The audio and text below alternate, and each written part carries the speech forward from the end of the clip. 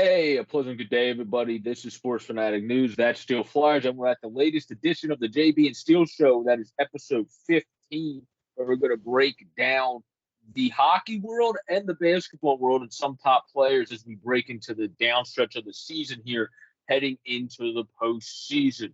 First and foremost, Steel, how are you doing? I am doing famously, and hey, let's just point out here real quick here, the Professor Joe was just at one of the regionals for the NCAA Frozen Four games, was there for the press for that. So congratulations to you on that one, man, for sure. Props to you on that. I understand that was some good coverage there. Yeah. Yep. Yeah, it was fun. Friday, we had the two games. One was 3, one was 8, and then Sunday was just the 6:30 game, which was Michigan and Quinnipiac. Yeah, So but it still was some fun. good games. Yeah, St. Cloud played great. Quinnipiac. And AIC played really good, pushing American International, because that's not as known of a school. People are not going to know what I said. AIC played pretty good against Michigan and pushed in the third period and played a very good game. So I think Lang has that program going in the right direction, recruiting guys from overseas like it's the back of his hand. And then when you're Michigan, tell anybody that's great at hockey you want them to play for Michigan, and most guys are going to be like, all right, where's the so it's not as difficult there, but Mel still does a great job. Yeah. Rand Pecknold's an absolute legend in college hockey when it comes to Quinnipiac. So Exactly. it's surprising maybe he doesn't want the coach of the Bigs, which is surprising he hasn't got a job in the show yet. Maybe he's one of the some guys.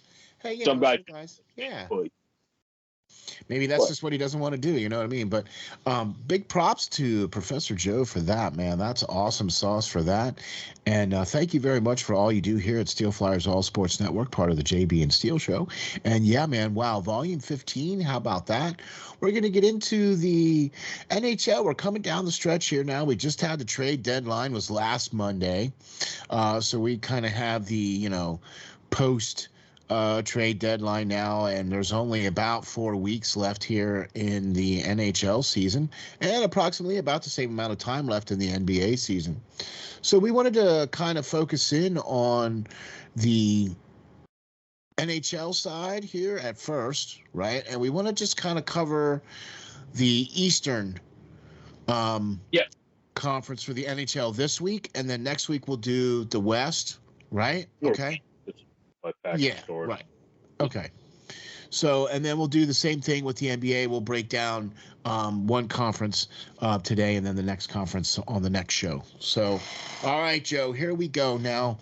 NHL coming down to the wire. Teams are, for the most part, I'd have to say the top 5 teams in the league have pretty much stayed those same top 5 teams in the league all day long. Well, the East has also kind of been settled. That's the difference. The West playoff picture is not settled unless if Columbus, the Islanders go on a drastic run. The East whole entire playoff picture down to the second wild card, except for the fact that seedings can change. The teams in it are settled because there's such a differential. Washington has 84 points, a .627. Columbus has 69 points and a .523. Like, they're not even close. And then it's a .508 and 65 points for the Isles. So, that's the biggest difference to me between conferences. Down the stretch, the East has been the most fun conference to watch all season. But down the stretch, the West is actually the most fun to watch because all the East is playing for now is jockeying seeding, where the West is playing for the lives. Yeah, like they're actually playing to get in. In the wild card. So next week, it's going to be interesting to talk about that. But for this week, I think we should work our way down and up. So let's start with Alexander Ovechkin's Washington Capitals, who played like a goalie in that one play the other day and made that save. Where, for people that don't know, he's actually, for some reason, why he does it is beyond my. But he puts the pads on in practice for whatever reason, messes around, and does play goalie sometimes. So it's not surprising that he got in front of the net. Look, it's something completely different than what they normally do. don't you ever like have that, you know, I mean, if you played football your whole career, and wouldn't you want to just go out and do something just different just to see if you can do it?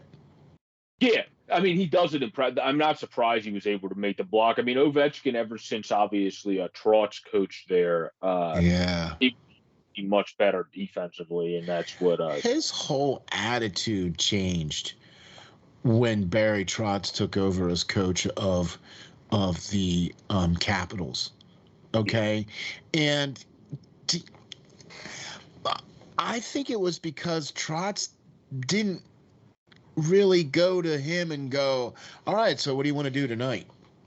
I think Trotz went to him and said, all right, this is what you're doing tonight. Yeah, well, he also ingrained in him, in order to get, like, you can win and be successful in the postseason, but to get to the promised land, which is the cup, you got to do both sides, which is probably something that I don't love saying about this guy because I adore him, but he's not the guy that plays on both ends on this team. Leon Draisaitl is. Eventually, that's something that someone's going to have to say to Connor McDavid. Agreed. So, no, I agree. I agree. And I adore watching Connor McDavid offensively, but in the defensive zone, you want to rip his head off sometimes. So because all you have to do is look at Draisaitl. Yeah, he's great both ways. He's a Selke. I don't think he won. No, he didn't win one. Yeah, he's a Selke trophy. It happened. So. Yeah, he should probably, but no, I'm with you. Okay, so Washington. Now look, Price reminds me of Kopitar so much. Yeah, like when Kopitar was in. Yeah, young Kopitar. Yeah, of young Kopitar so much. Okay, so we have the wild cards here with Washington at number 2 and then Boston at number 1 for the wild cards here, right? Okay, and now here is Columbus's many. They're a millennium. Yeah, them in the Isle. Yeah, it's not even close. I mean, okay, Washington's got 84, Columbus has got 69, and Columbus has got one game in hand. Well, Washington is a perfect lineup though, because Anthony Mantha's playing bad. But if Anthony, also the same thing that I've said about Dallas players when it comes to the video I put on my Sportsnet News about Dallas, they have veterans that are playing bad this year, but when the playoff bright lights come on, sometimes those guys shine the brightest. And so the switch goes off, yeah. Where Lars Eller's been mediocre this year too, but again, he's a veteran, so he could pull. Where Connor McMichael's been good, Johansson, all right. Sheary's been great for them. Yeah.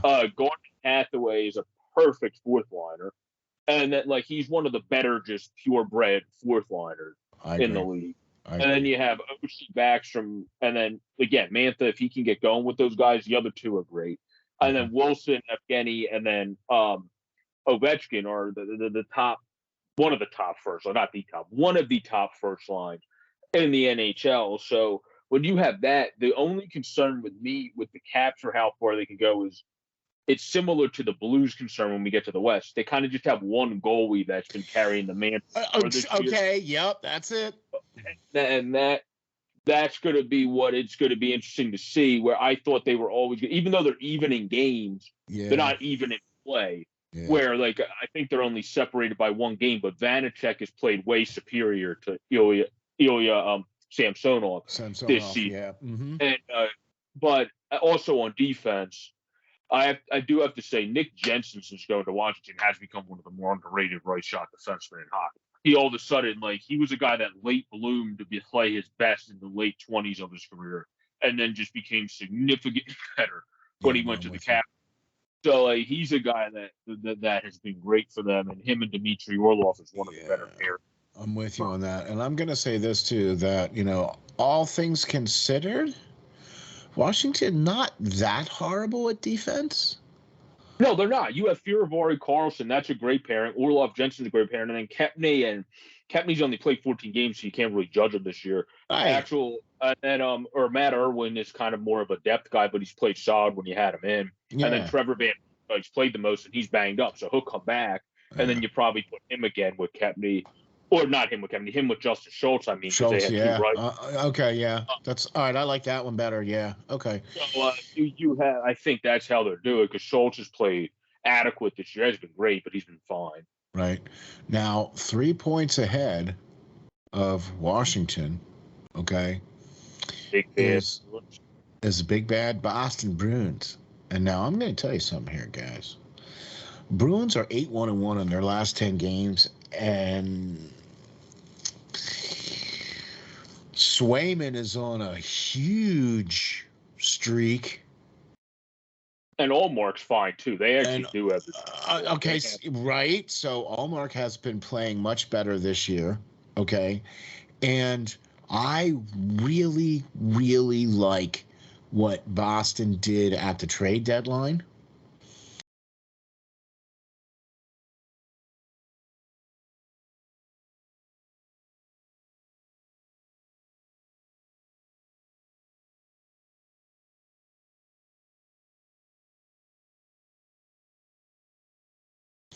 I really thought that helped to solidify this team so that they're in it to win it right now. Okay? They're definitely in it to win it right now. They need to. They're not getting any younger with their guys like Marchand, Bergeron, so they know where they're at. So that's what I mean, right? And so without Rask being there now, and without even Chara being there, now they're relying on their Marchands and those types of guys now for their leadership, right? And they're not going to be there for that much longer, right? I really like from this to this. Yeah. When he once you requested exactly. Now I like the addition of Lindholm that they did at the trade deadline, and then they instantly signed him to a big giant extension. But I think that's going to help solidify Boston. I think that's going to make them one of the more dangerous teams going into the playoffs, because if you look at all the teams in the East, they're all kind of stumbling right now, with the exception of maybe Florida. But Boston is just on top of their game right now. Also, my biggest thing when the playoffs, hockey as a whole, especially in the NHL, is not as physical as it used to be. Obviously, in the regular season, it's more of a skills finesse, which is what it is. I do like a lot of things about the physical side, but we'll leave that for a different episode. Like we all like the physical side of hockey. Anyway, one. The Bruins for the playoffs, that is old, kind of throws it back again, and they let more things happen. The playoffs, say there's, I don't know what the average power plays are for this year per team, but say combined per team, there's 6 for each team. Usually it'll go down by like 2 or more, or 2.5 on average in the playoffs, because they let more stuff go. So when you have a big defense with Lindholm, the only guy you have under 6 feet, well, Connor Clifton's a little under 6 feet, but he doesn't really care. He's an offensive defenseman, and he'll go around you and plays like that. And exactly. Yeah. And he's played much better defensively this year. Right, and McAvoy's big too, right? But yeah, the defense is Lindholm 6'3", Forbert 6'4", Carlos 6'5". They picked up Josh Brown, who's 6'5", and then Mike Ryan 6'1". So I think that too, the fact that all those guys I mentioned are good and they're big, they're going to, I think, be like, that's why I said the big bad Bruins. Like, they're going to be a tough out in the playoffs, because they're going to block shots with the best of them, and they're going to hit you around the ice with the best of them in the postseason. And then they have their forward core. Trent Frederick whacks you around the ice. Craig Smith whacks you around the ice. Nick Foligno will take on anyone. And then you have Brad Marchand, who might be small, but he clearly never has played like he's 5'9". So clearly, this team, I think, is in a poised position. The toughest thing in the East is obviously going to be not letting the Lightning three-peat. But they are the team that did commit, like you said, to trying to do it, because they know where they're at. Taylor Hall's also not getting any younger. He's 30. So you're in a win-now mode. Yeah. And the only guy that's a star, like a stud on your team that's really young in your forward court is Pasta, who's only 25. So. Exactly. So, but I'm with you, though. I think that the East is pretty much locked in. It's just going to be who's going to be the bottom 6. Yeah, where is it? The seeding can still move. It's just the teams are locked in. Exactly. Right. Okay.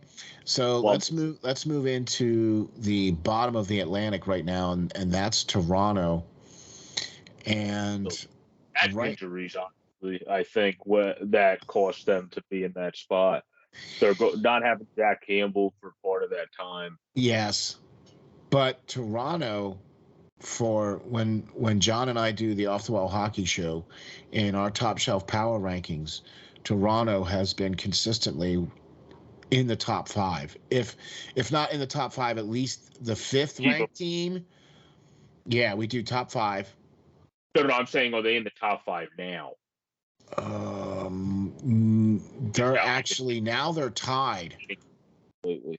Because Boston and them are both with the same. Do you know what I mean? But they're not in there now. No, they're not. They are not right now. The top 5 teams that we had on Friday was when we did our show on Friday. Okay. Right. So that's obviously changed a little bit right now. But right now, the top 5 teams: Colorado number 1, Florida number 2, Carolina number 3. Those 3 haven't changed almost all year. Calgary number 4, that's changed. Tampa Bay number 5. Tampa Bay's been in, and they've dropped out a couple of times. Calgary has sniffed at the top 5, but this is the first time now where they're actually really, really heavily in the top 5. They're the 4th best team with a .677. So, I mean, when we get into the West, that's going to be, woo, doggies. But so now we just talked about Boston and Toronto. And we talked about how Campbell has missed some time and things of that nature. Toronto and Boston right now are tied. Yeah, and Toronto has a dark horse playoff guy, too, because he has only played a few games in the regular season this year and mostly has played over New Orleans. But Kyle Clifford is a guy that has been in the NHL where played that physical role to just kind of put in against those teams. You have to have the extra physicality in against. So I think they have reason. Also, Sandin is obviously injured, which sucks. Muzzin has hopefully he's back from concussion issues. Giordano, though, that was good addition because he's on the 3rd line for them. That's a perfect spot to have him in this point of his career. And I also think some people are soft in terms of how good the addition of Ilya Lyubushkin actually is, because he plays a very good. Now, should he be on your first line? Probably not. I think I would swap Justin Hall with Ilya Lyubushkin, but him and Brody have played so well that I think that's why they're not doing it. But Lyubushkin is kind of the guy that can play and slide through 3 lines as a righty shot defenseman. He's great at blocking shots. He's good with his extension with the stick at cutting off lanes and using that to block shots or poke check it off of guys and knocking people off the puck. If him and Morgan Riley continue to work, then that's fine. He's not really a first-line defenseman, but I think he's a perfect addition because he's cheap. And the Maple Leafs needed to find somebody that was a cheaper addition that filled out helping the right side, and then they got somebody they needed to help the left side, which was Mark Giordano. So I'm with you on that one, man, for sure. I'm with you on that one. So, I think Toronto is a much better team this year than what they were last year. It's just how far are they going to be able to go in the playoffs this year, because they're not playing the all Canada division now. They're going to be playing teams like the Washingtons or the Bostons or the Rangers or somebody. You know what I mean? Me, I think this is an easy answer. The Maple Leafs are going to go as far as Jack Campbell's health allows them to. That's a good way to put that. Even Mrazek, who I actually liked at the start of his career in Detroit when he was doing well, because he was one of those crazy personalities that was just fun to follow. But now he's that level and just gets too aggressive. So he's been bad this year. Kalgren's been great.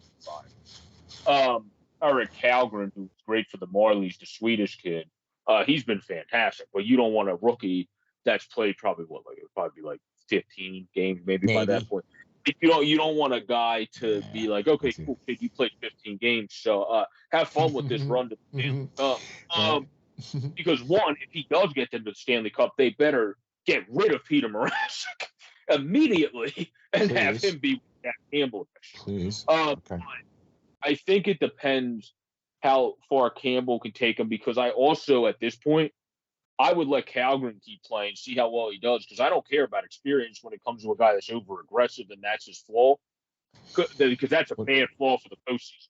I think when it comes to Campbell, if Calgren keeps playing great and Campbell's healthy, let Calgren be the backup. Because Peter Mrazek did not. Yeah, I'm with you.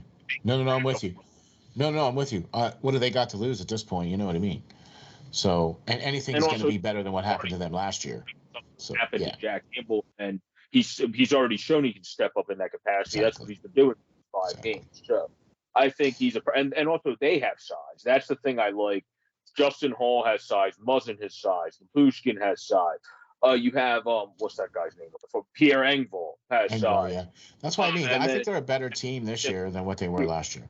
Okay. And Michael Bunning is one of the better rookies. He's just 26, so he won't win the Rookie of the Year. So that's just the way. We talked about that before, right? Yeah.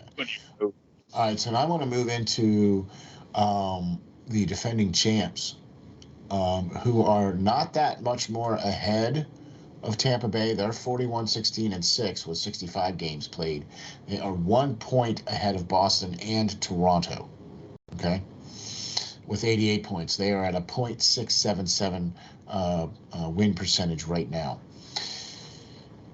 Tampa Bay has just maintained.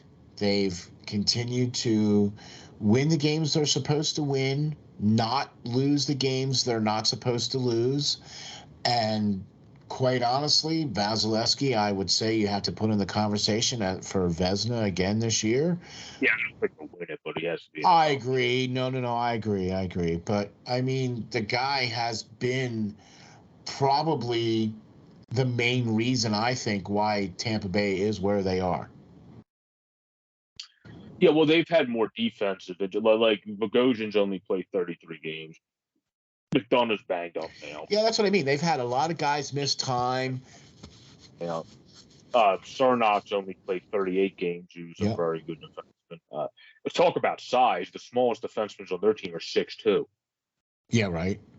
So like they're all over 200 pounds too.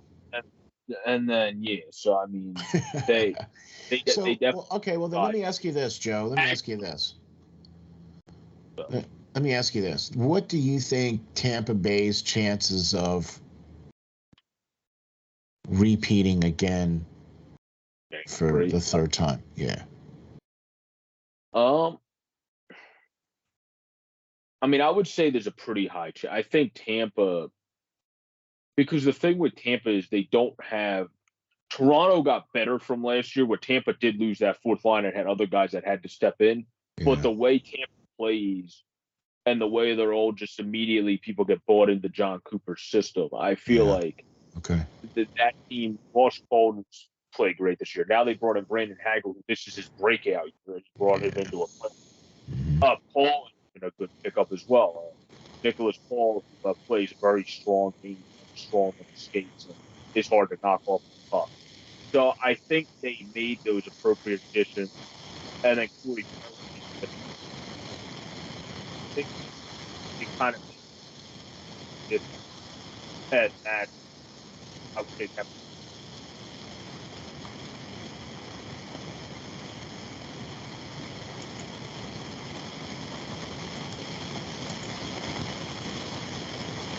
Just seems, yeah.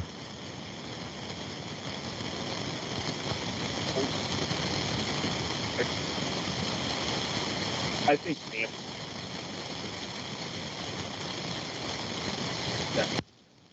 they're the favorite, I would say, still, even though they might not be the favorite of the standings. I would say Tampa, once it gets to the postseason, you got Andre Vasilevsky.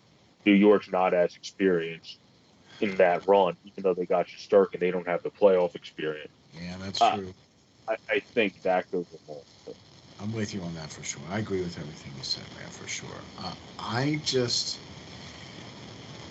think there's teams that have taken the step to go past Tampa Bay this year. Okay? They've tried. It's now, can they actually do it when it matters? Exactly. And that team that I think that's done it is Florida. Yeah. Florida's done a very good job at doing so. They, I think Florida is. Yeah, but They're they the also number one team. have that. I don't know about Tampa. Well, Colorado has 40. Colorado has 30 or has 98 points and 46 Yeah, wins. So, but Tampa has won the last two. So even though they're 4-6 in the last 10, they bounced back. But when it comes to Florida, I think the biggest key to them is Sergei Bobrovsky. He might not be the same guy he was in Columbus, but he was able to play like a very good version of Bob this year. And then Spencer Knight emerged as being one of the better backups in hockey. So when you have a young kid that's 20 years old already playing to the level of Spencer Knight, it's just going to get better as time goes on. And you have Bobrovsky playing how Bobrovsky's playing, which is like one of the, I would say, top 10 in the league this year, somewhere, probably in the back half of the, but somewhere in the top 10. So I think he's playing that good this year. So you got him. Anton Lundell is day to day, so he'll be back. He's a perfect playoff forward. That plays great. One of the best. Then you got Ford that series. Which got banked again. Back. Yeah. So they got all those guys plus the Lombo to play bigger. 5'9". He doesn't look 5'9" when you watch him play. Noah Kari, Maxim. He plays really well. Tried to say that name 6 times. No. Mason Marchman also in that game the other day in Giroux's debut when I watched him, that man was on a mission. Like he played a fantastic. Like he's a guy that uses his size very effectively. So I think this team's well put together. Sam Bennett's been a changed human being, just like Vrana was a changed human being when he went to Detroit. Yeah. That's Sam Bennett, Florida. And then that Declare Bennett, Huberdeau, Verhege, Barkov, and Drew. They're a team that is the most poised, other than Tampa Bay, to win it in the East, I would say. Where we're going to talk about a team that I think is overlooked a bit later, which the Bruins are probably overlooked by some pundits too. But we already talked about them, but we will talk about another team in a few minutes. Right. But you know what I mean, though. So I have been watching a lot of Florida games this year, and I have been really impressed with what Florida has done, continuing on what they did from last year. They continue to build, they continue to improve, they continue to get to be a better team. Even though they've had, Ekblad's going to be out, he might even wait till the beginning of the playoffs for him to be out. Yeah, he should probably wait, because what they did is when they traded for Giroux, they changed up their power play to where they had 4 forwards and then they had 1 defense. Well, now they have 5 forwards on their power play. I would say they put it 5 years. Yeah, which right? I think is smart with the roster they have. That's what I mean. Even their second unit, right? Even the second unit is still pretty smoking hot. Power play sometimes when he's having a good game, because him and the net front, you ain't seeing around Mason Marchman. Okay, right. So unless if you're Leonard or a couple other guys that are 6'6", 6'7", right. You got to be one of those guys to see around him, because he's big. And I would also have to say too that you'd have to consider Jonathan Huberdeau in the MVP conversation for this year. Yeah, Hart Trophy. Yeah, he's been the carrying lead of that team. Definitely, he's been on a whole different level. He's been great his entire career, but he's been on different. Yeah, okay, all right, yeah. These last 2 seasons, I have just watched him just blossom in the last 2 seasons, and he's one of my favorite players. I'll be honest with you. I really like watching him play, and I like the snarl that he brings to the game, and I'm really excited for Florida, because I think Florida has taken that next step. Yeah. Because Bob has been playing at least about 80% of his Vezina self. Okay, which is all they need, right? Because then all you have is Spencer Knight, who can step in, who hadn't played all that great at the beginning of the year, but has stepped up nicely. Yeah. Okay. And so he's young. I mean, gosh, the kid's only 21, maybe, right? 20. Yeah, 20. I'm sorry, 20, right? So I really like what Boston has done there, or I'm sorry, Florida. I really like their goaltending tandem, and I really think that they have a team now built to make a successful run to the Stanley Cup. And they also had Quinnipiac had Mackie Samoskevich, who obviously is a good player. That they or not Quinnipiac, University of Michigan as Mackie Samoskevich, who is a fantastic player that skates really well. They have multiple guys coming up. Evan Noss is going to come up on defense. Yeah, they're they got Heponiemi Denisenko. Cole Schwint is one of them. Their prospect pool. Oh my gosh, yeah. Sharon Knoll also is a guy that I think a team that needs jam will trade for because they have enough.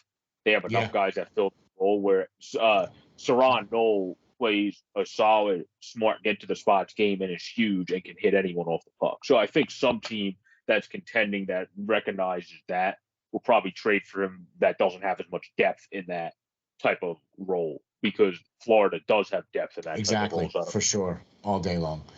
All right, now here's a team that I want to talk about next, and that's the New York Rangers. And I'm a little bit surprised that they're playing this well. I wasn't expecting them to be, honestly, 42 wins and 19 losses. I mean, the Rangers? Okay, I thought they were going to be an improved team, but compared to where they were from last year to where they are this year, and all you have to do is look at their lineup and then focus in on, guess where? Between the pipes. Another MVP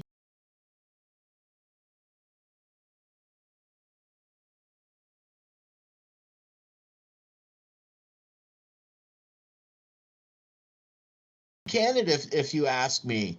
And we're talking about the goaltender for the New York Rangers. I think the torch has been passed. Shesterkin is the next one in New York.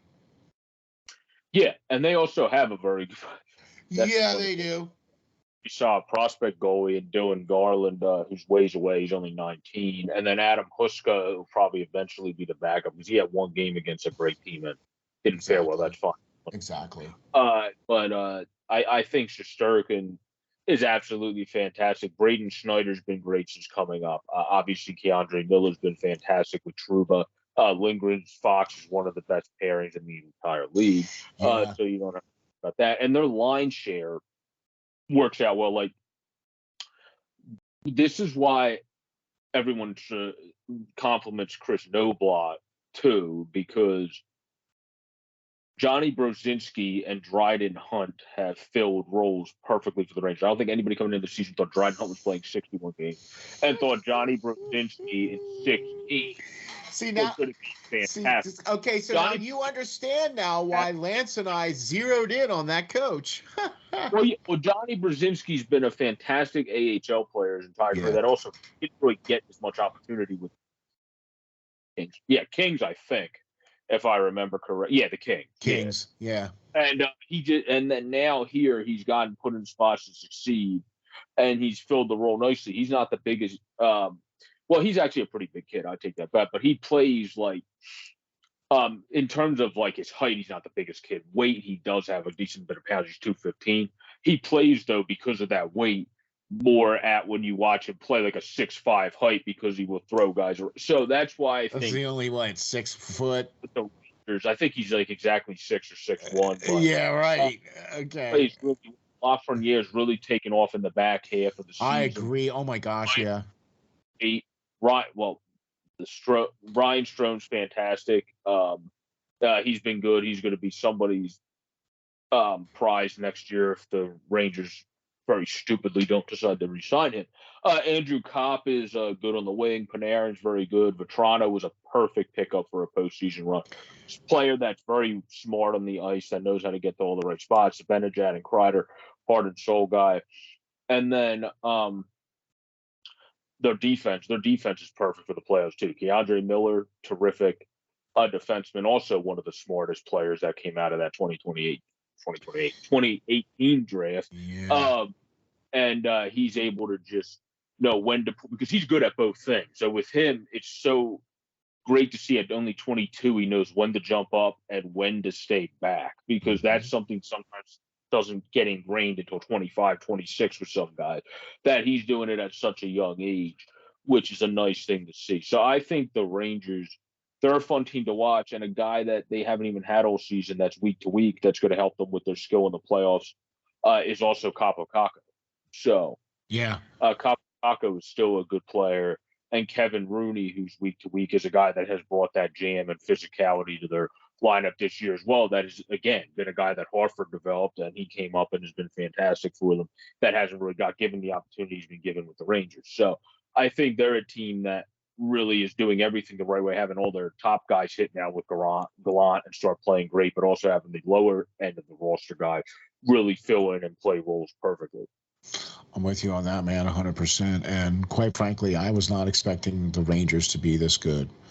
So it's a pleasant surprise, but they've been playing very, very well, 6-3-1 in their last 10 games. But like I said, I wasn't quite expecting them to have 42 wins on the season so far with playing 66 games. So here's a team that the next team that we're going to talk about was expected to be, I guess, in the conversation, was expected to at least be in the contention for they won the East last year. We're talking about the Pittsburgh Penguins, by the way.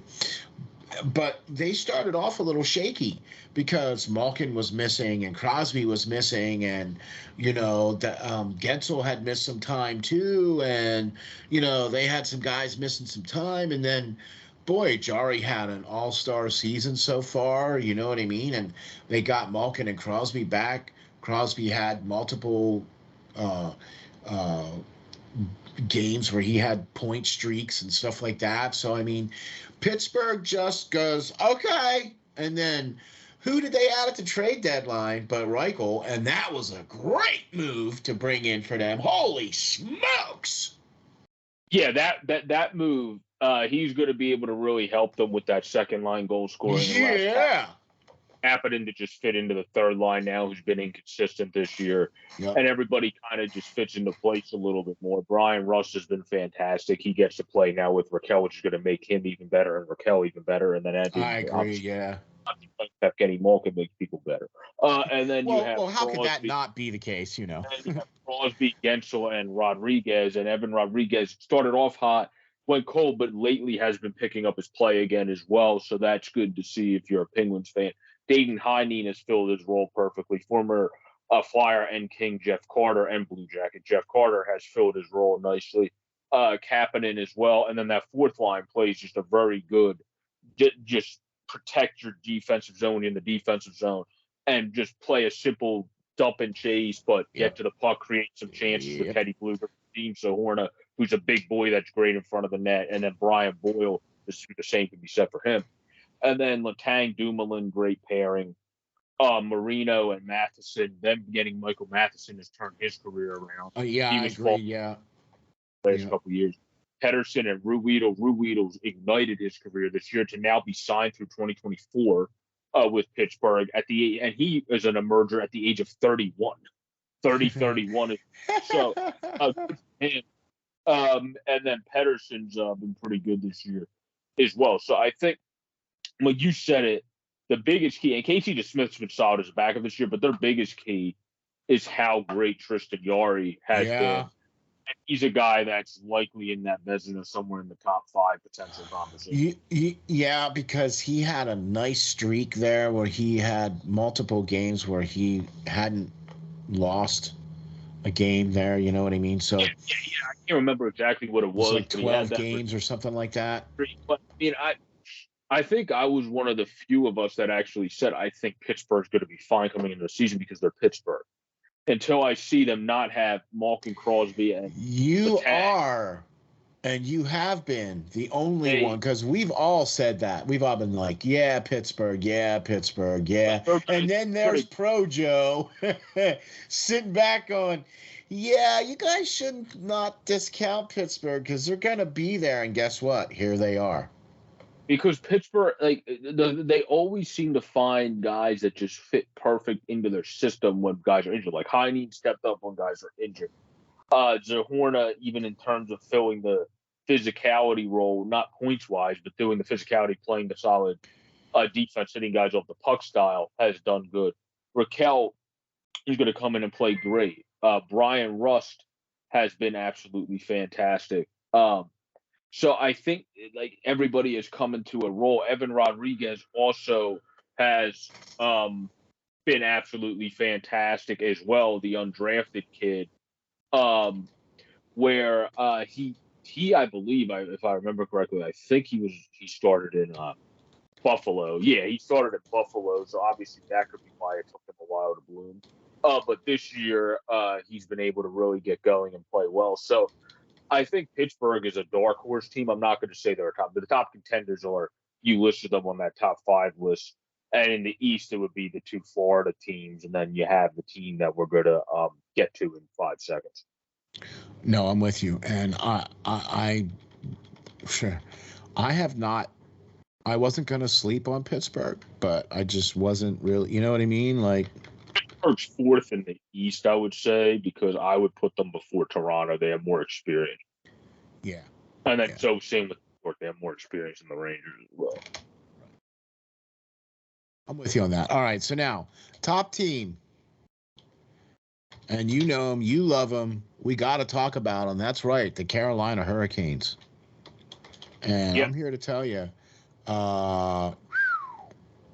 man, these guys are no joke. They have not necessarily had the best record over their last 10 games, but it doesn't matter. Right? No, 5-3-2. Okay, but so what? They're 43-15-7. Like, I mean, this was one of the teams that went almost to the All-Star break, and they still only had 9 losses. Yeah. So, I mean, they are the best defensive team in the league. Okay. They have one of the best penalty kills in the league at almost 90%.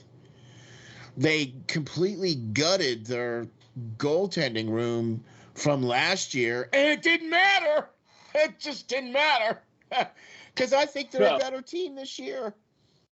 They are a good team. The thing that will be interesting is how great Freddie Anderson's been this year, how that translates to the postseason, since he's never, like in Toronto, they've been considered contenders, but this team is a perennial cup contender. How is he going to fare in the postseason for a team like that, under that, where he didn't fare necessarily that great in the postseason in Toronto already? So how's his postseason? Is he going to step up in the postseason to the same degree he stepped up in the regular season? Other than that, I think their team, and he's been great this year, so it's just about not overcomplicating things, but it seems like he might get in his head too much in the postseason from those Toronto days where his game just goes a completely different. D'Angelo, though, has been great for them. I mean, their offense is loaded to the degree that they have 2 guys over 25 points on their 4th line now that they traded for Max Domi. And they have a Kotkaniemi down there. So, their team, they're going to really get it done, obviously. I mean, that was the other thing, too, that kind of was really good to see, that they signed Kotkaniemi to an extension, because I think he fits very well down there in Carolina. And going down there to Carolina actually, I think, really helped kind of like re-spark his career. You know, I mean, he wasn't going really anywhere in Montreal. He did good against us in the bubble. And I agree. It depends how he done in his following season, but I do think Brendan Moore helped him to at least progress quicker. I agree. I think their aspirations are he's second seed next year because they're not going to have the money to keep Trocheck. And I think Domi is a guy that they actually got for not just this year, but potentially next year also, when they go, well, we can't keep these guys. This guy's going to be cheaper. We could probably keep him around for 3 something, like something. No, I'm with you on that one. I'm with you on that one for sure. But I'll tell you what, though. Either way you slice it, man. Carolina, um, and or Florida. As far as coming out of the East, you have to almost pencil them in at least to be the top 2 seeds or fighting for the top 2 seeds. I would say you'd have to pencil them in at least for that. No, yeah, I completely agree. I mean, it's the two. I think when it comes to the cup contenders, just like I said, Carolina, the 2 Florida teams, and I think that's how the cup contender would go. Where I would say the Panthers might be a bit above Carolina, just because Bob in Columbus, when he didn't even have the defense he has in Florida, did well in the postseason already. Freddie doesn't have that same resume. Exactly. You know, so I'm that's why I'm very excited about what's going on with Florida. So, but also one guy I do have to mention, especially because he goes to the school that my friend's the third string goalkeeper. Jake Sanderson signed see with the Ottawa Senators, who was the fifth overall pick of the 2020 draft, the big defenseman out of USA, out of Montana, actually, not the most bred hockey community, but out of Montana. He's a big guy that plays a great two-way game. Obviously, can pass the puck really well, but also plays great defensively. I think he's a guy that's going to make an immediate impact with the Senators. So it'll be fun for Ottawa Senators fans as that team keeps getting more exciting each year, building this thing up with these exciting young talents they have coming in each year.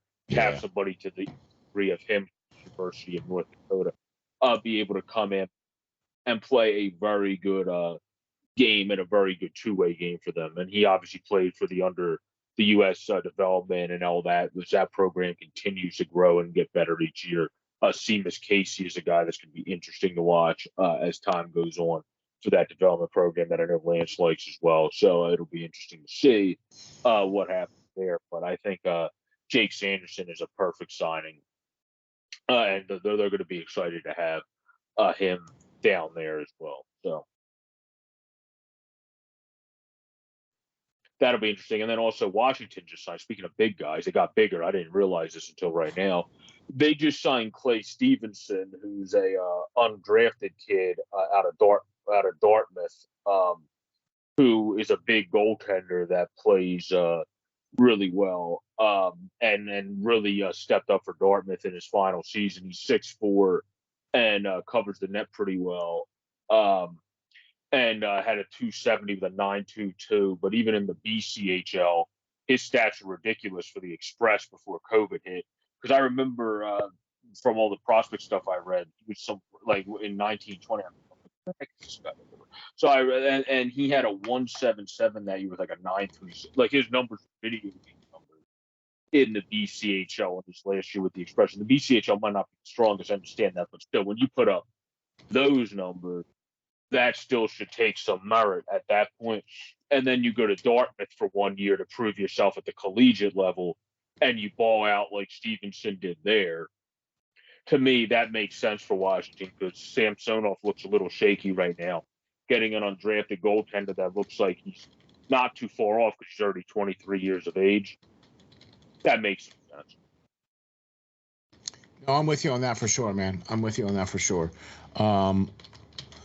I got to tell you, though, man, I really think that all the improvements that were made during the trade deadline to all of the top teams, especially in the East, are going to be paying dividends in the next couple weeks.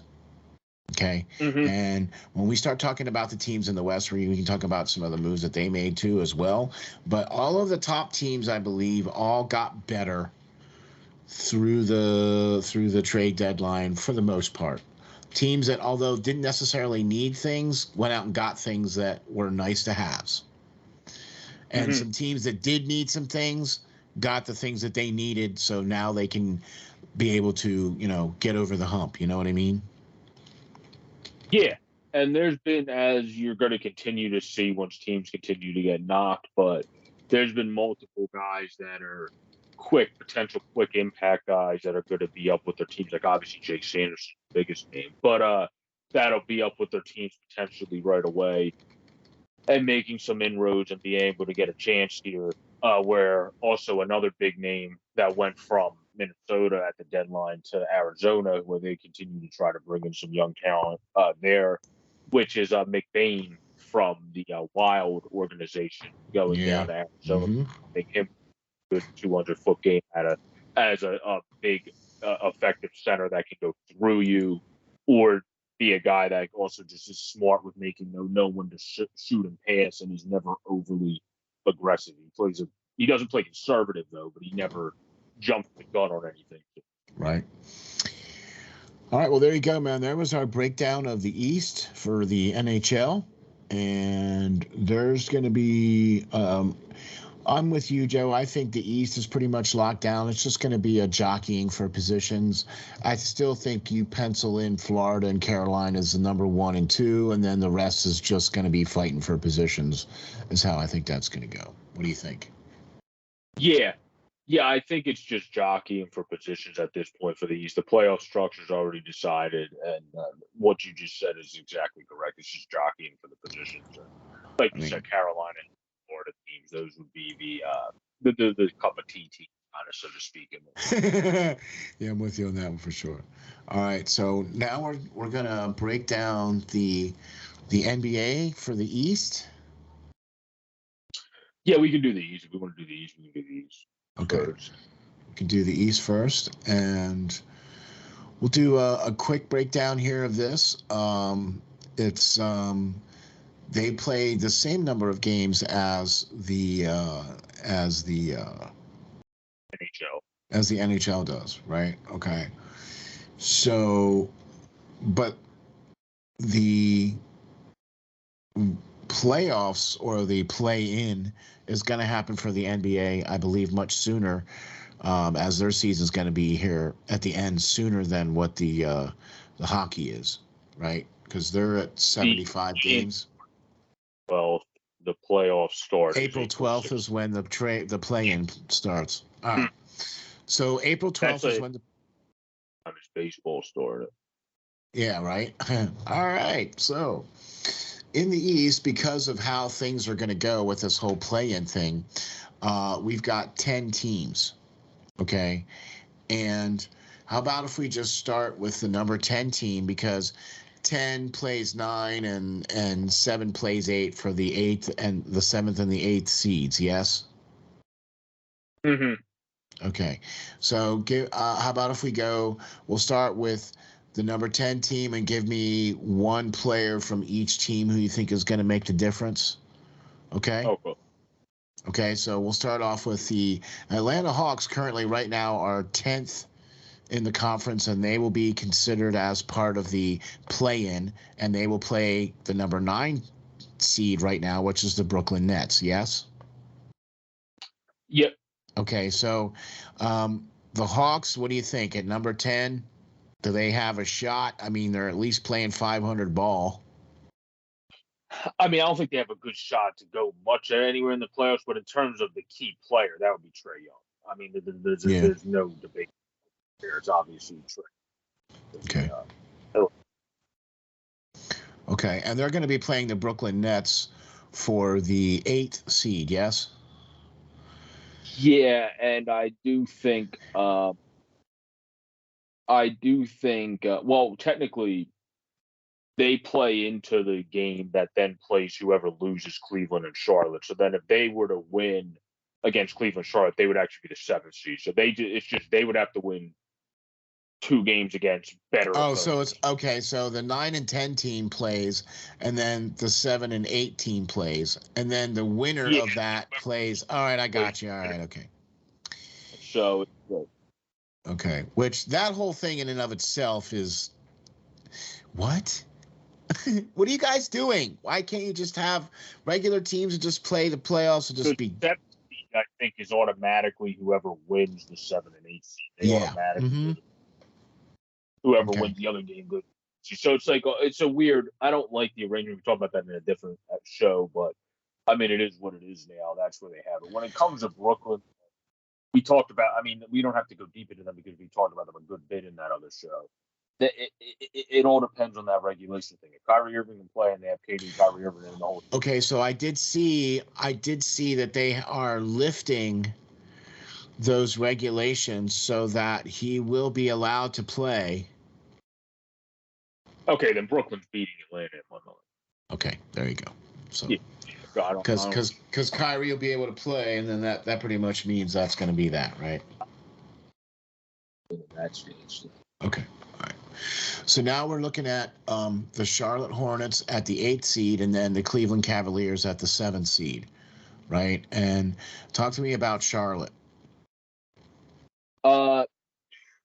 I mean, that's kind of what we said last time. Charlotte's one of those weird teams because usually you kind of have the player that you go, okay, here's our precipice where we talked about it. They kind of just have everybody fit together with the Miles Bridges, the LaMelo Balls, the Terry Roziers, of the Haywards of the world. Like everybody kind of just fits into a perfect unison.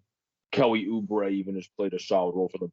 That they just play perfect blend. That they're a team that's a little bit harder to game plan for because they don't have that top guy. They like this is the guy we have to 100% stop. It's kind of like a full team effort. So I think they kind of have the tag of the most interesting team in it because they don't have like even Cleveland has Garland. Like they have some guys that you go, okay, this is the where they have Bridges, they have a Ball, and like those guys, you're going to game plan for them. But then you have the Roziers of the world that can get it done. You have the Oubres that can get it done at times. You have Gordon Hayward, obviously, who's been in playoff mode before and has been there. Montrezl Harrell's a very underrated forward center. So I think that's why it's going to be interesting. I do think Cleveland's the favorite when it comes to that, but for them, it's like all the people I mentioned are players because they don't have that necessarily. LaMelo would be considered their top dog, but he's not like a Kyrie Irving or I got you. Kevin Durant. Yeah.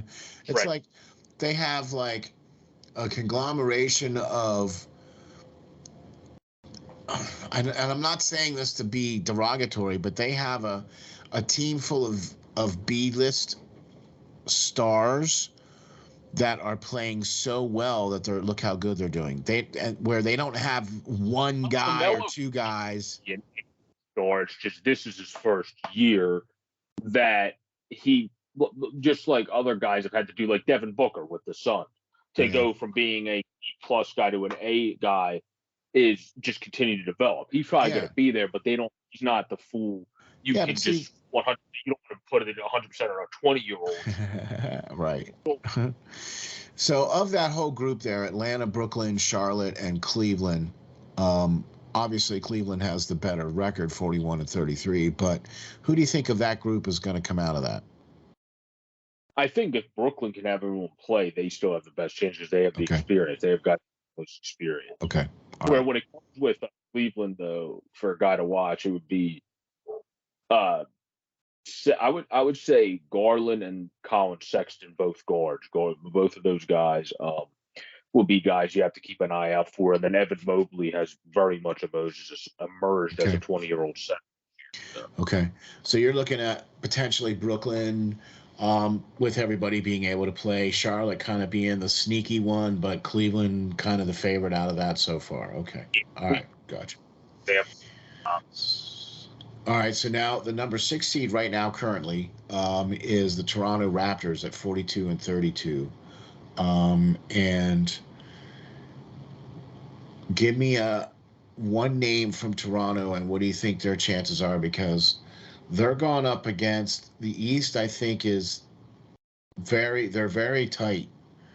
They're going up against, and I don't like their chances against.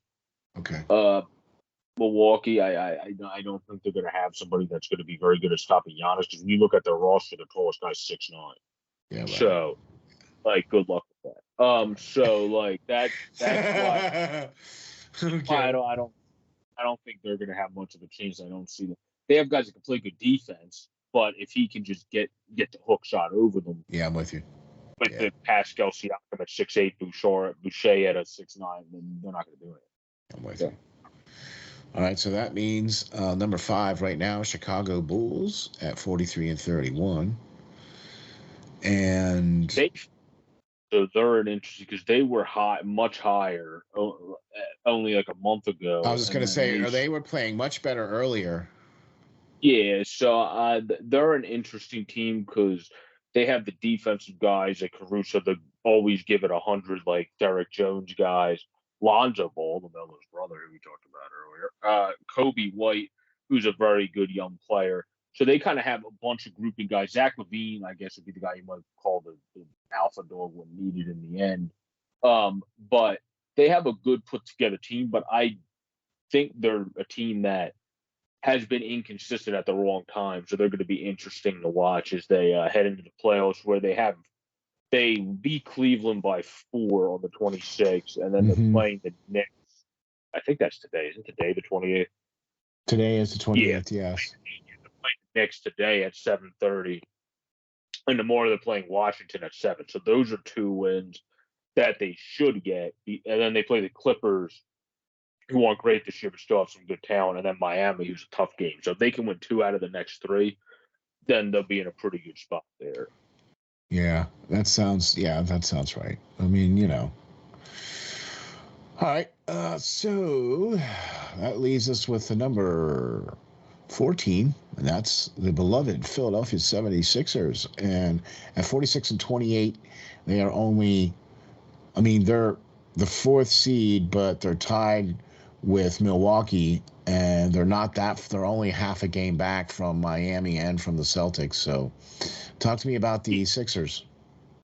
The East is pretty close too in terms of seeding jockeying in the NBA as well. So I think the Sixers, it's going to depend on how our depth continues to, because we've had games that guys that are not James Harden, Joel Embiid, and Tyrese Maxey, and Tobias to some degree, have stepped up. And then we have other games that nobody else has stepped up, and we can't really get it done because you only have the core doing it and nobody else. So I think it's just going to depend. Picking up DeAndre Jordan was a great pickup for the defensive reasons and rebounding. I agree. Yeah. But it's going to be green, similar to how I said about some guys in hockey that struggled, like Radulov when I talked about that in my Dallas video, and Anthony Mantha when we talked about Washington in this show. Danny Green's going to need to pick up his game in tenfold in the postseason. I agree. That's just the way it has to be. You know what I mean? And it's just you got to step it up. And I think now is the time. Philadelphia needs to put up or shut up. Seriously. Yeah, this is a big season. Granted, I don't think we're the best yet because Tyrese Maxey's still young and he's just becoming one of the better point guards in the league. So I do think that from that perspective, I don't think this is the best Sixers team that he might have in his career because we don't have the depth where if you don't win this year, that's exactly where you're going to go out again. Yeah, I'm with you on that. Okay, so all right, talk to me about the team that they're tied with, and that's the Milwaukee Bucks. And we talked about these guys extensively last show. Milwaukee being one of the ones that you feel has the better shot coming out of the East. They have just so many good like Drew Holiday's a perfect 200. Like he plays great on both ends. Drew Holiday, Chris Middleton's great at defense, hits key shots. Pat Connaughton's a very good high effort, great defender. Serge Ibaka, even at this point of his career at 32, still a very good defender. And then Giannis is Giannis, an MVP level player. Brook Lopez can shoot the 3 as a center, and so can Bobby Portis. So they're a very good stretch the floor team. Grayson Allen can shoot really well. So they're a team that can score inside because you got the Portises, Lopez, and obviously Giannis is the best out of all of them. And then Serge is good at the alley-oop and can still hit the mid-range and sometimes pop threes as well.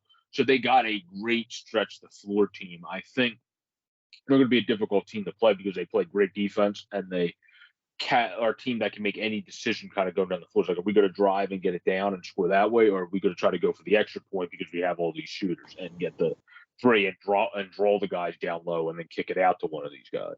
Gotcha.